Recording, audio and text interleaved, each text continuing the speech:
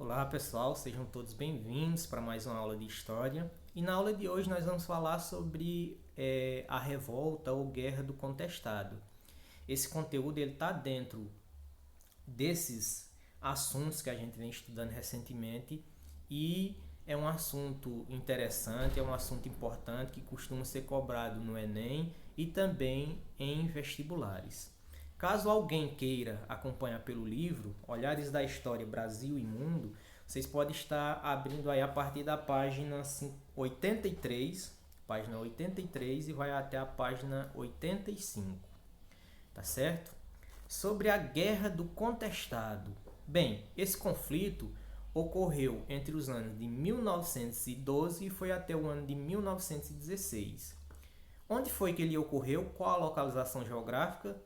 Ele ocorreu na região sul do Brasil, mais especificamente entre as fronteiras dos estados do Paraná e Santa Catarina. Por que o nome contestado?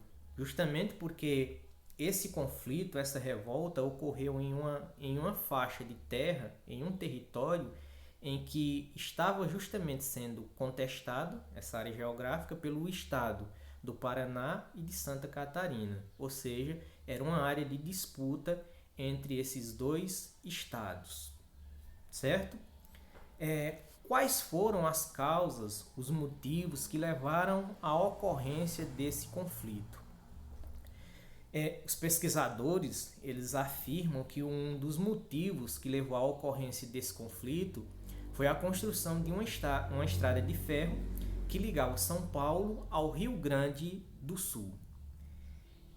A construção dessa estrada de ferro teria deixado muitas pessoas em más condições de vida, em detrimento dos interesses dos coronéis, dos grandes proprietários de terra e também de uma empresa norte-americana, a empresa Brazil Railway Company. Com o objetivo de construir essa estrada de ferro, essa empresa norte-americana precisava de mão de obra e a partir de então ela passou a levar uma quantidade muito grande de trabalhadores para aquela região. Ao mesmo tempo, o governo federal cedeu uma grande extensão de terra, aproximadamente 15 mil quilômetros de terra, para essa empresa. A empresa se aproveitou e utilizou esse pretexto de ser proprietária daquela região para desapropriar as terras dos camponeses, porque descobriu que poderia lucrar com o comércio da erva mate e também com a exploração da madeira existente naquela localidade.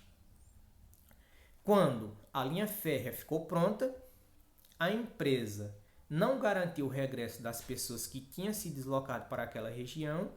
Essas pessoas permaneceram ali naquela área geográfica sem qualquer apoio e sem ter trabalho. Eles ficaram desempregados. E outro ponto importante, eles não tinham terras para poder trabalhar, para poder praticar a agricultura. Então eles passaram a ter muitas dificuldades.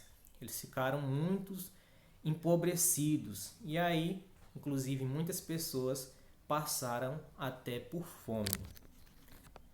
Qual foi o líder do movimento? Um dos principais líderes do movimento foi essa figura aí, retratada nessa imagem. José Maria de Santo Agostinho. Bem, em um momento de grandes dificuldades para a população, surge José Maria de Santo Agostinho, um monge peregrino que se sensibilizou com a situação dos camponeses, os quais respeitavam muito os peregrinos e qualquer movimento messiânico. Assim, José Maria logo ganhou muitos adeptos, muitos seguidores. Sem a autorização do governo, José Maria, que entre suas pregações falava inclusive no fim do mundo, que segundo ele iria ocorrer nos anos 2000. Ele era contra a República e tinha fama de curandeiro. Por que essa fama de curandeiro? Porque ele estudava as ervas e com o auxílio dessas ervas ele auxiliava muitos doentes. Ele fundou inclusive uma comunidade a fim de receber os oprimidos. Por essa razão, a guerra ou revolta do contestado ficou também conhecida como Guerra Santa. Preocupado com o desenrolar dos acontecimentos e alegando que o monge era um desordeiro e um inimigo do governo, o governo federal envia para aquela região soldados para perseguir o monge e seus seguidores, e também com o objetivo de desmanchar a comunidade que ele fundou e obrigar a retirada dos camponeses. A guerra se iniciou com um ataque dos soldados federais contra as ferramentas agrárias dos fazendeiros, o que levou à morte de muitas pessoas. A maior parte dos camponeses, inclusive o seu líder, José Maria, foram mortos na Batalha de Irani, local para onde eles fugiram logo que iniciou o conflito. Então é uma característica importante dessa revolta aí. Uma luta desleal, não é isso? Uma briga de um exército bem armado, bem equipado, contra fazendeiros, que as principais armas que eles possuíam eram justamente as suas ferramentas agrárias, as suas ferramentas de poder praticar a agricultura.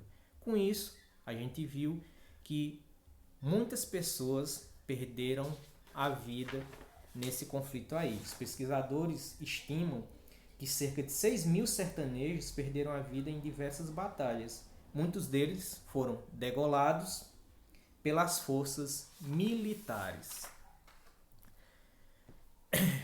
Algumas consequências desse conflito. Depois do conflito intenso, como a gente viu, com muitas mortes, foi assinado um acordo de limites entre Paraná e Santa Catarina no estado do Rio de Janeiro. Então, esses dois estados que contestavam aquela área geográfica, eles entraram em um acordo para poder dividir aquela região entre os dois. E uma outra consequência foi o surgimento de alguns municípios naquela região. Filme sobre a Guerra do Contestado. Bem, uma indicação de filme que fala sobre esse acontecimento é esse filme aí, A Guerra dos Pelados. É um filme que ele retrata o que foi a Guerra do Contestado. Uma questão interessante que a gente pode refletir é qual foi a diferença entre a Guerra de Canudos e a Guerra do Contestado.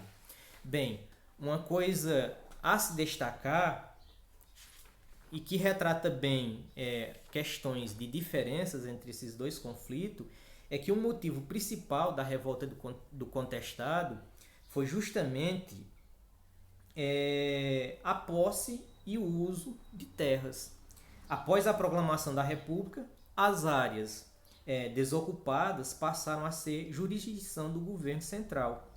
Parcelas dessas terras eram transferidas para os coronéis alinhados aos governadores, o que reforçavam as alianças oligárquicas. Então, um dos pontos centrais que levou à ocorrência da revolta do contestado foi justamente a questão da posse da terra naquela região. E a gente viu que o que levou à ocorrência da guerra ou revolta de Canudos foi justamente as ideias que estavam sendo desenvolvidas naquela comunidade. Por exemplo, lá não existia propriedade privada, a terra pertencia a todos. Então, eram ideias que desagradavam à elite brasileira na época, tá certo? Então, essa é a diferença. E a semelhança entre os dois movimentos? Tem alguma semelhança? Tem sim. Os dois movimentos tiveram como principais lideranças pessoas consideradas messiânicas. Guerra de Canudos, questão de Canudos, teve como principal líder que fundou o Arraial, Antônio Conselheiro, que a gente já viu. E a questão de Contestado teve como principal líder dos camponeses José Maria, o monge no caso, né? Então, são dois movimentos que tiveram a participação e liderança dessas figuras messiânicas.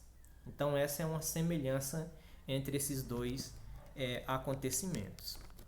Bem, por hoje era isso. Eu espero que vocês tenham compreendido o conteúdo e caso não tenham, vocês anotem as dúvidas para poder estar tirando comigo.